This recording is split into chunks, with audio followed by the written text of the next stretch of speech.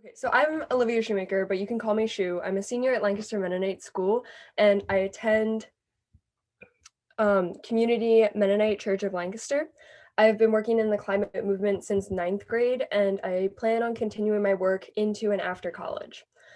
So my email is 21shoemakerol@lancastermennonite.org, so you can reach out to me anytime after over email if you have any questions. Also, if you have any questions while I'm presenting, you can drop them in the chat. Um, so, to start off, I want to acknowledge the history of physical spaces across the country that we occupy, even though we're online. I am currently on Susquehannock land, which is what a lot of Lancaster County is, but some of the county is also Lenape as well. Anyone who is not indigenous to the land they are on is on stolen land, and if you know whose land you're on, you can drop that name in the chat. If you don't know, I would invite you to spend some time researching that, like after this call. Here is a link that I'm going to drop in the chat that has some information about the land you're on and can help you find out some more information about it. You can also text the number at the bottom of the screen, 907-312-5085, and this might be a good place to start your research. All right, so this is sort of the key points of this presentation. And I'm going to talk a little bit about how I got involved in the climate movement and why. Then I'm going to move on to the Sunrise Movement and my involvement with the group, which is a group I'm currently working with. And then afterwards, we'll talk about sort of some of the best ways to support youth leadership in the climate movement. All right, so for the first part, a little bit about my involvement in the climate movement. So I first started taking action on climate and environmental issues when I was in ninth grade. I had known that climate change was a problem for a long time, and at this point found a way to be involved through Lancaster Against Pipelines. So with this group, I attended actions and learned more about nonviolent direct action, as well as risk level when taking action. This group got me involved in the fight for a just future for all of us, and I learned a lot about the pipeline industry and how this contributes to climate change. These images are from different events that LAP held. So the top two are from high risk actions where participants chain themselves to digging equipment. Um, and then the other two are on the Adorers of Blood and Christ land, and those sisters worked with us to try and stop the pipeline. Through these actions, I found family and community as well as purpose. I realized what was at stake for me and my family if I did not work to stop the climate crisis. If you want to read a little bit more about this movement, you can check out this article in the New Yorker, and I'll drop that link in the chat. Here's that link. That talks a little bit about the Adorers of Blood and Christ and their involvement in the fight against this pipeline as well. So after working with LAP, it was about a year when after working with them for about a year, Greta Thunberg started her climate strikes in the UK. And that's when I started organizing youth events on my own. The first event I organized was an event for an international climate strike, which was held in Penn Square. Hint, a lot of my activism happens in Penn Square. We had speakers and a ton of youth there skipping school to talk about why the climate crisis was pressing enough to make them miss school and why we needed more education on it. These were some of the signs from the event and a picture of me speaking. This event sparked my interest in protests and was an interesting experience. This event is where I found my voice. I have spoken at countless events and written countless speeches for rallies about climate change, to gun control, to LGBTQ plus rights. Since then, I've been working with local and national groups to address the climate crisis. Our second climate strike, we invited speakers like now City Council member Xavier Garcia Molina and Jess Caradet, a community organizer with Penn Environment. It was at this event that we caught the attention of WITF and Mary Cusick, who was posed to host a Smart Talk episode on the climate crisis. I ended up talking about the climate strike and what youth were doing and why on Smart Talk later that month. So After COVID hit, I had a harder time getting involved and lacked the motivation to get involved. This past summer, a friend of mine asked me to get involved in the Sunrise Movement training program, and I was like, sure, why not? I had already been a part of Sunrise for a few years earlier before the previous Lancaster Sunrise group dissolved. So now I'm one of the 3 coordinators for the Sunrise Lancaster High School Hub, and we have been a hub since September of 2020. Starting 2 weeks after we formed our hub, we started planning actions. Our first action was a wide awake action, which is the image at the top right corner. Um, so that action, we were directly targeting Representative Smucker on healthcare and climate issues. Our next event was right after the election, and we partnered with Lancaster Stands Up to have a Count Every Vote rally that turned into a dance party in Penn Square. After that, we had 2 of our leaders ask if they could lead a Black History Month presentation, and so we had a Zoom meeting where they both presented um, an amazing presentation and provided resources for people to use. At that event, we had about 70 people over Zoom, which was pretty crazy considering our hub size or normal meeting size was about like 16 to 20. Um, the most recent event we had was a part of a new campaign for good jobs. So I'll talk a little bit more about what good jobs mean and what a jobs guarantee means, and a little bit more about the current campaign later. But that event went really well, and we had a lot of amazing speakers. Those are the 3 photos on the left. So along with all the activism, I've been working on the legislative side of things as well. I'm not going into politics right now, but I have worked on several campaigns, including the Just King campaign and the Hobie Crystal campaign. This is a picture from my shadow day as a junior, where we get to skip school for a day and go shadow someone in a job that we are interested in. I chose to shadow an environmental engineer from the company Kleinschmidt. I am hopefully going to be able to go to the University of Waterloo. Actually, when I wrote this, it was hopeful. I'm going to be going to the University of Waterloo, and I've been accepted into their honors environmental engineering co-op program. And yeah, so that's one of the top engineering programs in North America and the top engineering program in Canada. So that's really exciting. But yeah, so moving on, I'm going to talk a little bit about the Sunrise Movement and what we are doing currently. So, the Sunrise Movement is a movement of young people fighting to stop climate change and create millions of good jobs in the process. This is a map of the Sunrise hubs in PA.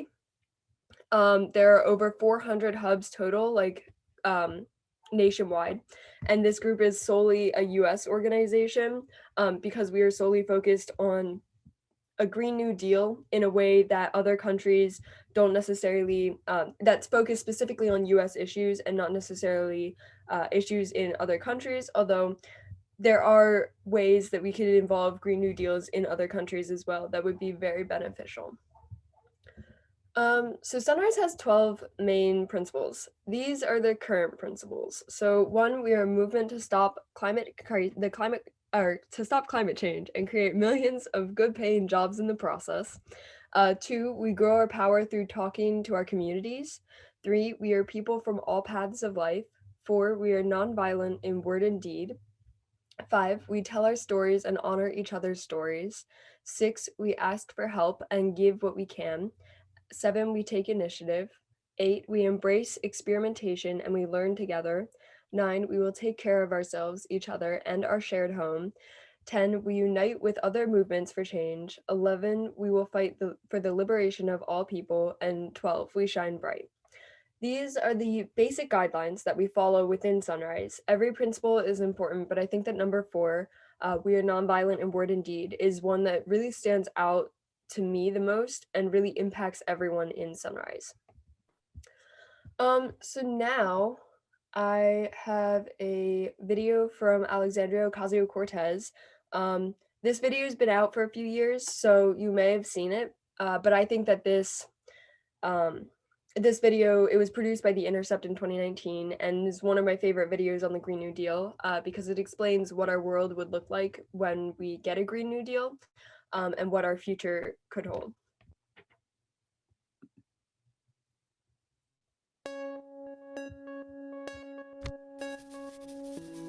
The bullet train from New York to DC. It always brings me back to when I first started making this commute. In 2019, I was a freshman in the most diverse Congress in history. Up to that point, it was a critical time. I'll never forget the children in our community. They were so inspired to see this new class of politicians who reflected them, navigating the halls of power. It's often said, you can't be what you can't see. And for the first time, they saw themselves. I think there was something similar with the Green New Deal. We knew that we needed to save the planet and that we had all the technology to do it, but people were scared. They said it was too big, too fast, not practical.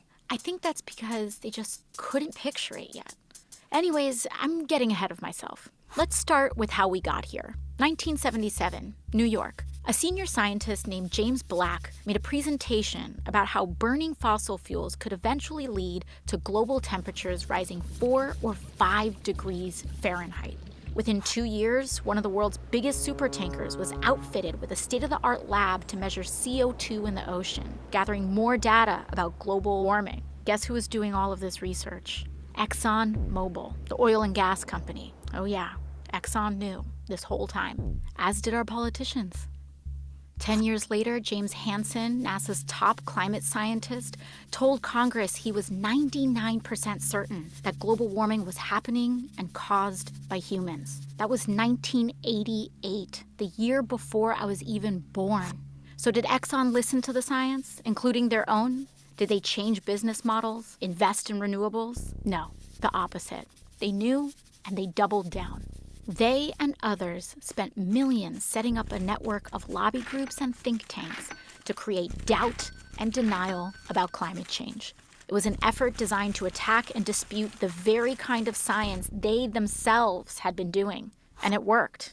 Politicians went to bat for fossil fuels, and these massive corporations kept digging and mining, drilling and fracking like there was no tomorrow. America became the biggest producer and consumer of oil in the world. Fossil fuel companies made hundreds of billions, while the public paid the lion's share to clean up their disasters.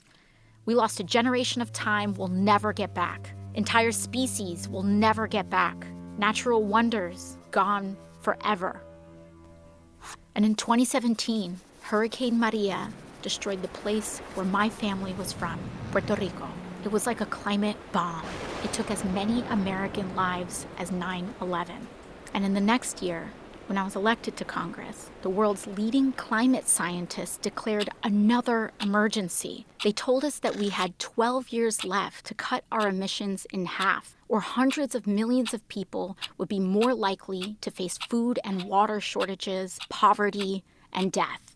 12 years to change everything. How we got around, how we fed ourselves, how we made our stuff, how we lived and worked, everything.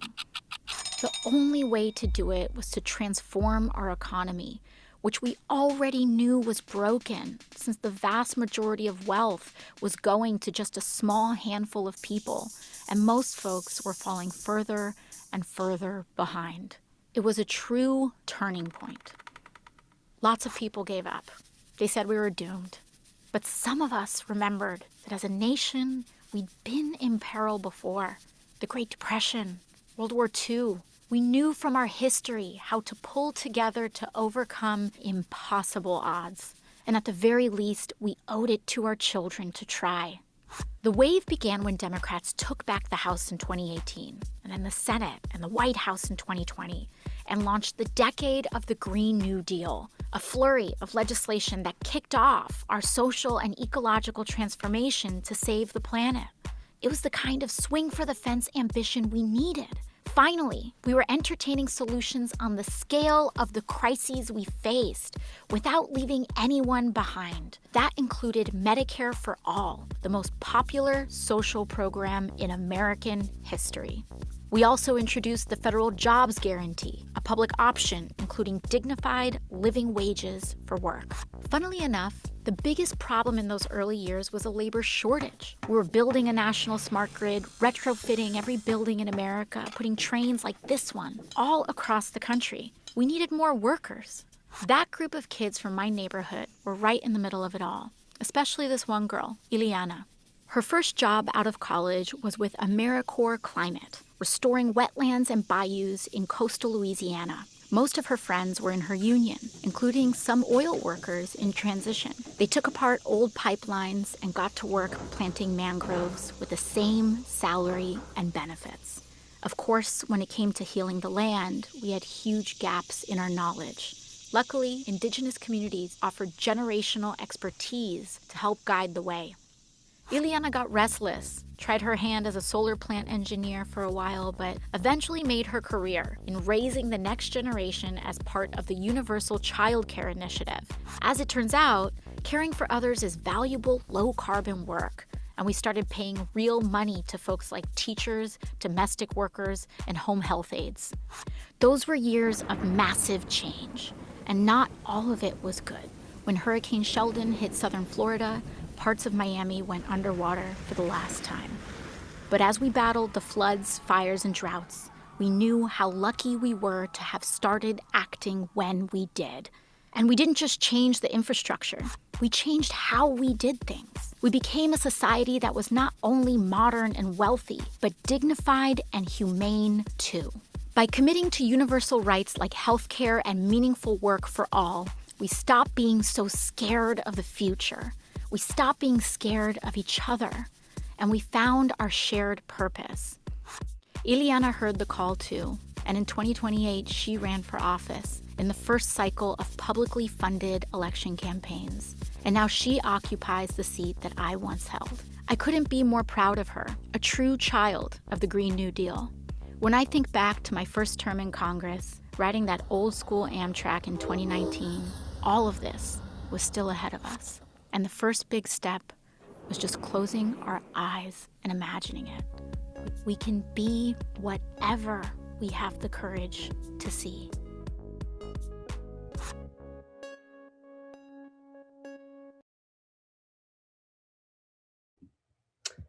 All right, so I'm actually going to stop sharing real quick. And I'm going to invite people to come off mute or put it in the chat. And just a little follow-up, what are some things that really stood out to you in the video? Or what are some questions you have after watching this video? Yeah, what did this video make you feel?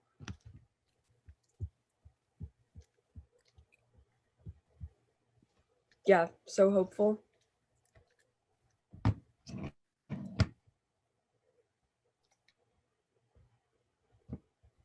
That it's important to dream and imagine together what could be. Yeah, how are good jobs defined? Is it just the pay? So yeah, I definitely don't think that good jobs just means the pay. I'm gonna explain a little bit more about our jobs campaign, our current like Good Jobs for All campaign, which is going on, is basically making sure that people are working jobs that they can support their families on. So that is pay, but as well as like keep their dignity and be able to work jobs that they are able to work. Really angry, especially about the Exxon research and then denial. And then really hopeful because these things are realistic and doable. Yeah. So yeah, I definitely felt angry too about the Exxon research and denial and that we've known about climate change for so long and haven't been doing anything. And then yeah, and then these are realistic things. Like we can do this. Yeah.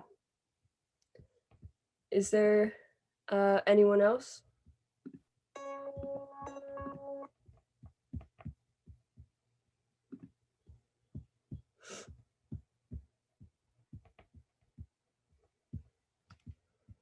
Our diversity is our strength. Yep. Yeah, and Sunrise as a group is we actively work towards I guess we have a diversity, not a standard, but JO guidelines, and we follow those in order to make sure that people who come from different backgrounds are able to be leaders, and who may not have the opportunity to lead are able to become those leaders that we know they can be.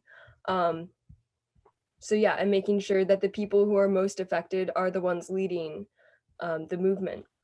All right, so Olivia, sorry, just one. What about the Mobil and Exxon continue to stand against these changes, right? yeah, yep. So, And that's so a bit of a powerhouse, right? yeah, um, the recognition of Native people that have critical knowledge. Yeah, it's really important to recognize that there are people who have this knowledge, especially like the Native people who have this knowledge of the land and know how to take care of the land, um, and know how to undo everything that we've done to it. And we need to follow in their lead to make sure that we um, are allowing them to take care of the land that they know how to take care of. All right. What methods of communication are received and result in more people believing that it's important to make changes? So a lot of communication methods that have actually been very influential have been just one-on-one conversations with friends or family or like acquaintances, just having those conversations about what the climate crisis would mean to the people living in your area and um, just in general, like what climate change would mean um, and how we need to prevent this, how we need to prevent the loss of life and loss of quality of life if climate change continues. So I actually, we've been talking to, see, local politicians. We talk to Smucker a lot. We've actually reached out to Representative Smucker. I'm not quite sure. I mean, we're pretty sure he's not gonna like meet anything, and he's not gonna follow up on, making sure that we can have a just future, especially in like Lancaster. But I actually got a call from an intern from his office yesterday, and couldn't take it, but hopefully I'll be getting another call soon. So I'm not sure where we stand quite yet with Smucker. Um, and then how can we support young people of color getting involved in the environmental movement? Yeah, so I think that that's a really important question because a lot of people of color don't necessarily well, they can come from different backgrounds, and it's really important to support them in getting involved in the environmental movement. And I'll talk a little bit later, and we'll sort of like think about like how we can help youth get involved in the climate movement and how we can support them. Um, but especially like allowing for our youth and young people of color to be able to have the same opportunities as middle class and as like upper class and white people do, and allowing them to have the same leadership opportunities that we have, based on our race and just the opportunities to be heard. Um, all right. If there's more questions, you can drop them in the chat and I can get to them later. But yeah, I'm gonna continue to screen share. All right. Okay, so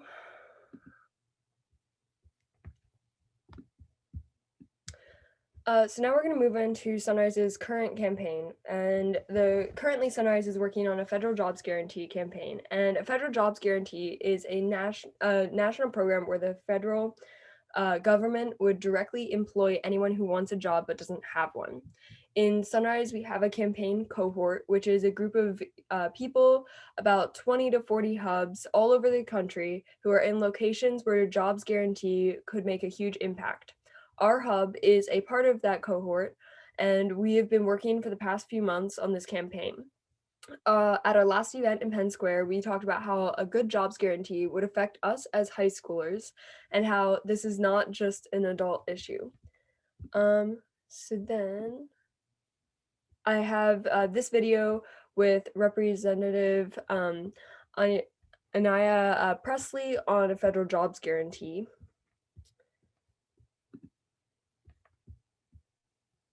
If we can legislate hurt and harm and injustice, then certainly we can legislate equity and justice, and we can legislate healing.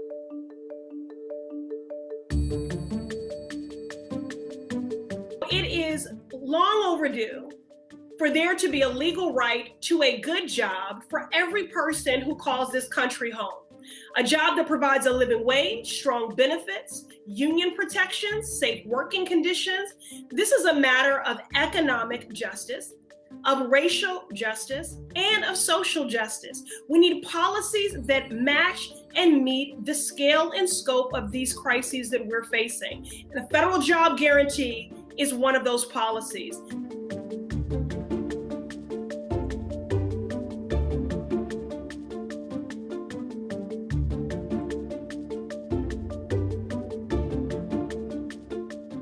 We have seen policy create hurt and harm.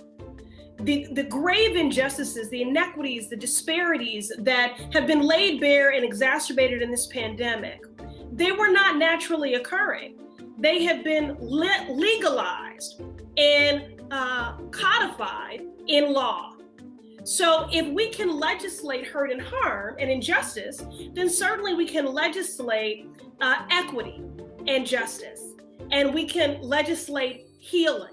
And so a federal job guarantee would address the current job crises, all while laying the foundation for a just and equitable economic recovery. And more importantly, a federal job guarantee can help us ensure that we build a new energy grid, care for our elders, so this is human infrastructure as well, restore parks and buildings that have fallen into disrepair, and we can build healthier communities.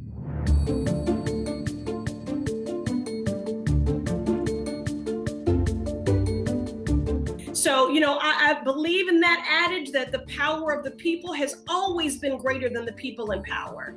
And you prove that time and time again. You all know the only way to effectuate change in a meaningful and sustainable way is to build an active and engaged movement, one that is committed to partnership and to progress. And given the gravity of these three conflated crises, this global pandemic, the economic hardship and destabilization that it has wrought against the backdrop of an alleged national reckoning on racial injustice. And if we are truly in a moment of reckoning, then this moment of reckoning, as Reverend Barber, our other sibling in the movement, an elder or an elder to some, who I see as a North Star with the Poor People's Campaign, reminds us that a reckoning demands of us a reconstruction.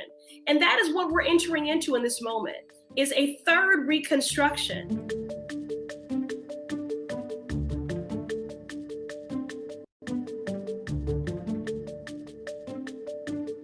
I'm excited to announce that I am joining you as the first signer of your Good Jobs for All pledge.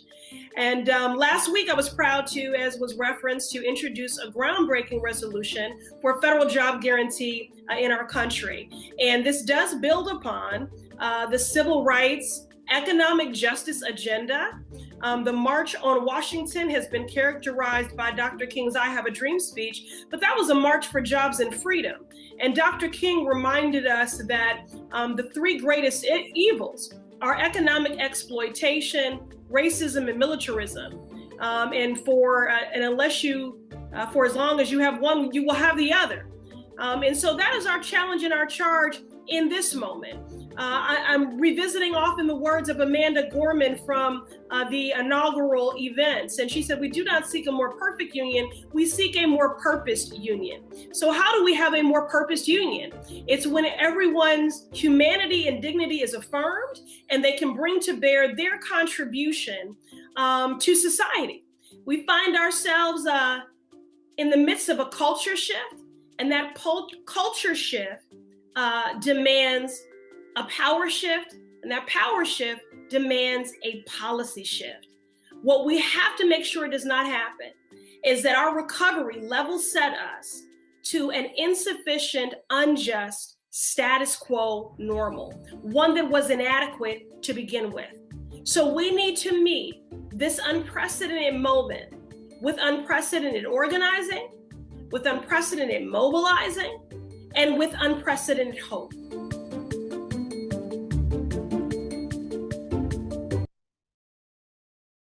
If we can legislate hurt and harm and injustice,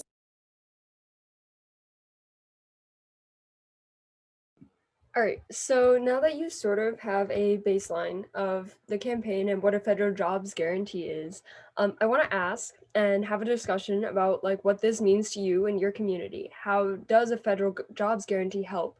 You can come off mute or write it in the chat. Either is fine. I'll leave the questions up for a bit, and yeah.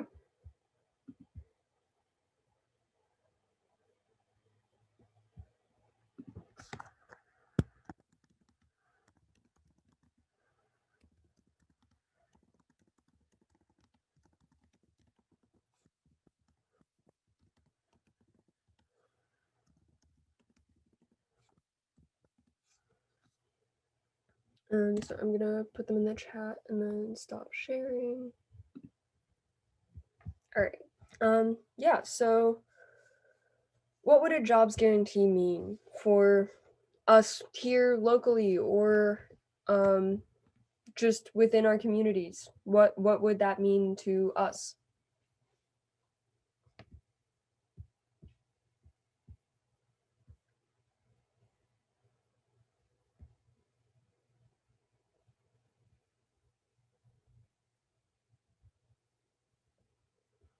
A living wage, meaningful work is such a critical part of thriving communities. How do we get involved at the congregational conference denomination level? Yeah. Yeah, I think that this is a critical part of our communities and keeping our communities alive.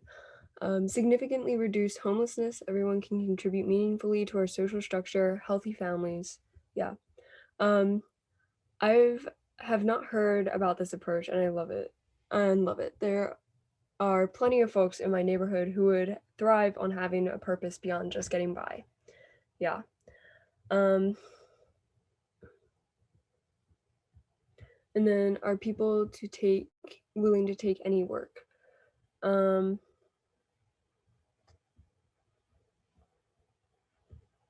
Yeah. And then I could see it leading to a stronger local economies where everyone has ample funds to spend at locally owned restaurants and businesses, services, entertainment. Yeah. Yeah, I think that this would definitely create a stronger economy locally.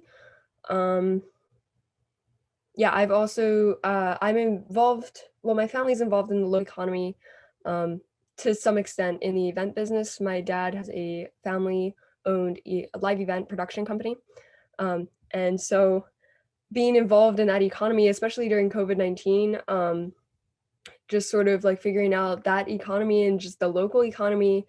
And how to continue to have work during COVID and how to continue running events where the main point is people are gathering. And so, yeah, I think that definitely it could lead to stronger local economies and yeah, and being able to support the people in our own communities and not necessarily take our money to larger corporations where it doesn't get funneled back to us or circled around. So yeah, hopefully the jobs will be local and might improve infrastructure in other areas in need of improvement. Yeah, so especially with a jobs guarantee, a lot of the jobs, especially with the Green New Deal, jobs would be in industries such as renewable energy, which would definitely help local and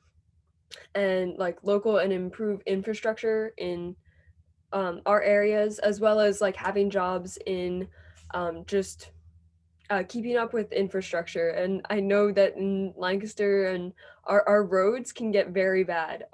And we can have some yeah, I mean we have trouble keeping up with our infrastructure. and yeah, and training and for the job is a part of a job's guarantee. Having that training and being able to transition, especially when we're taking like fossil fuel um, people from the fossil fuel industry, such as working on pipelines, being able to train them in jobs with renewable energy and being able to make that transition as easy as possible to sort of make sure that they continue to have jobs. Yeah, and jobs in renewable energy might be cleaner and more humane. Yeah. Current administration is looking at reviving conservation corps with a focus on climate issues. Some others may have heard about this on NPR recently. I think I've like briefly heard about this. Yeah, I'm not sure. I haven't actually done a ton of research on it yet, but I have heard about it, and I think there's um a few a few people I know who are actually thinking about like getting involved in them. So yeah, and I think I mean, it's great that we're having some action on climate change and on the climate movement, but at this point, it is still not enough. Like we are still going to need so much more from this administration and just being able to get these like federal jobs guarantees passed and yeah, just all of it in general. And also just um recognizing that like climate change is an intersectional movement. Like you have to be able to involve um all of these different backgrounds in order to have climate justice. You need racial justice. You need all of these different things to get climate justice. And if we get climate justice, we will have racial justice. And yeah, so I think that it's really important to think about that. All right, so we're gonna now talk a little bit about I'm thrilled to work for good jobs for everyone, including with good benefits, adequate healthcare, and living wage. Yeah. Um, yeah, so we're gonna move into just supporting youth leadership and just how we can support youth and be able to be there. Yeah, and just recognize youth leadership and be able to support them. All right, so some of the guidelines, like just general guidelines that are good to follow when in youth-led spaces and when trying to support youth. The first thing is just to respect the value of a youth-led movement. While we all have so much to lose to climate change, young people are the ones who will face the consequences of our actions today and should be at the forefront of the movement. Young people need youth-led and youth-centered spaces to come into their own as leaders, find their voices, and to learn from one another. We trust the knowledge and skills that youth bring to our collective fight and follow their leadership as allies. Secondly, guide and support rather than lead. Well, your life experiences are valuable and significant and add value to the movement, they shouldn't take precedence over the ideas and thoughts of youth members.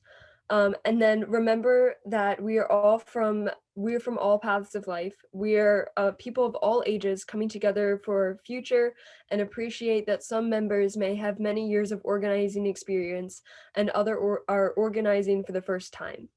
We respect that everyone brings and listens to everyone's experience. All right. And then some practical tips. Talking to youth leaders about the support that they need. This means that you shouldn't assume what skills or information is needed, but ask how you can best help them or show up for them in youth-led spaces. Be aware of adultism. Adultism is the negative stereotyping of young people. We all have implicit biases, and it's important for us to be aware of them before we speak. When you see it, take a stand against it with care and respect. And then speaking order. Leave space for youth members to share their ideas first. This is a great way to show support to youth leadership. All right, so We're gonna just have another little discussion about ways that you feel you can support youth leading the climate movement, and what are ways that you feel you can be a part of the movement without taking over youth-led spaces. Um, Also, you can feel free to ask any questions or share any comments on anything that I've covered, because this is pretty much, yeah, the last part of my presentation. So, yeah, feel free to come off mute or drop it in the chat.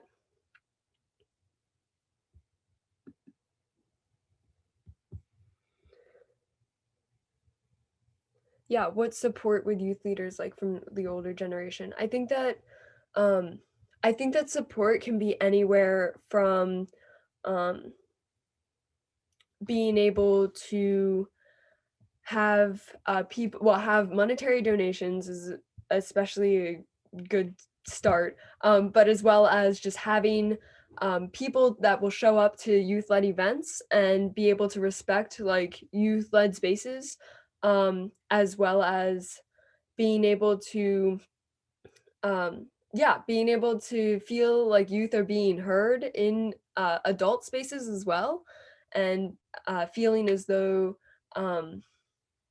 feeling as though like youth have the ability to speak and lead, and have the knowledge to speak and lead, and not feel shut down or looked down upon because of adults in spaces. um, just talking about like especially with the climate movement, but as well as like other movements as well, just making sure that youth have um, spaces where they can feel heard, and where they feel like they can be the leaders and be able to um, yeah share their thoughts and ideas. So Olivia, you mentioned Lancaster Stands Up, but is it okay if I ask Laura, your organization is also working with youth leadership, is that right? Laura, yeah. Or am I wrong about that? I know you're involved in some like diversity and youth leadership in Lancaster, but is that okay if I ask for that, Olivia? Yeah, I mean, I would speak to two different kind of organizations that I'm working with. So I work for Mennonite Central Committee, and I coordinate the summer service program, which is a young adult program specifically for young adults of color to serve in their home communities.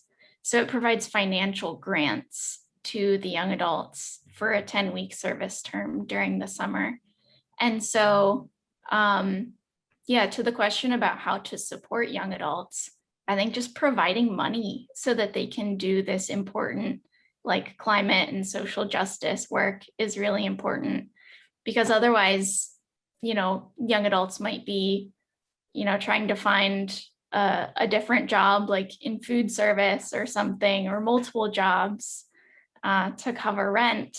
And then they might not have the time or energy to engage in climate work if they're busy, working at their food service job or whatever. I say food service because that's what I did all through high school and college. And so just providing the funds to allow them to do climate work is a really great step. But Laura, sorry, do you mean funds directly to them or to MCC in that program, or to Stands Up in that program?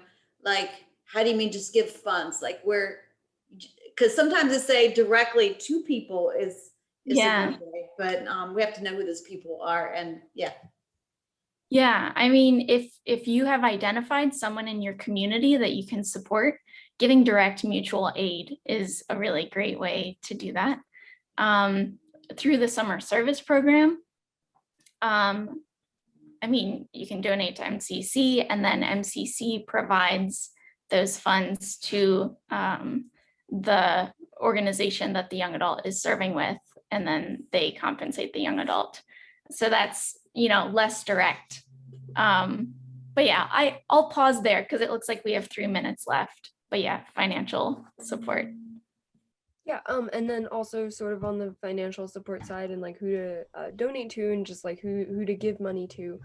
A lot of climate organizations, but specifically Sunrise, have parts of the organization where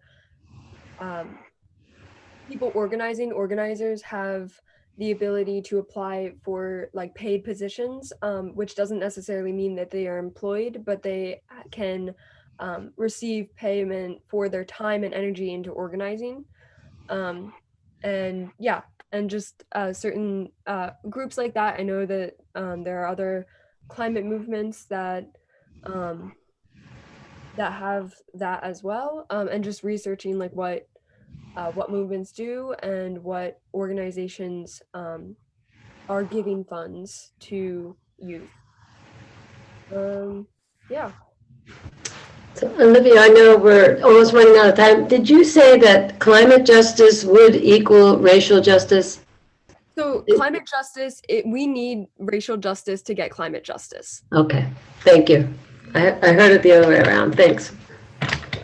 And I think what I said is the only way that we're going to reach climate justice is with racial justice. Okay, thank you. I mean, yeah, it's a racial justice issue just as much as it is a climate justice issue. Like we need racial justice in order to reach climate justice, and in order to have good jobs for all, and yeah, in order to make sure that everyone has the ability to be a part of these movements and also like lead this change and make this change happen.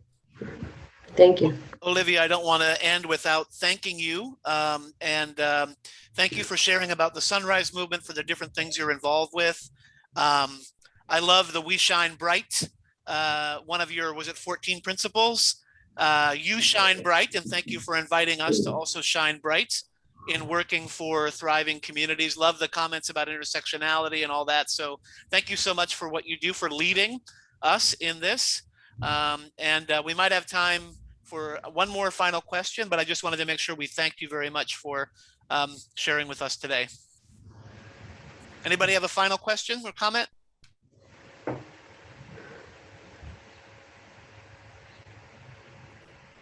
There's a bunch of stuff thanking you, Olivia, in the chat, and yeah, we'll be gathering together for the keynote here in a minute or so.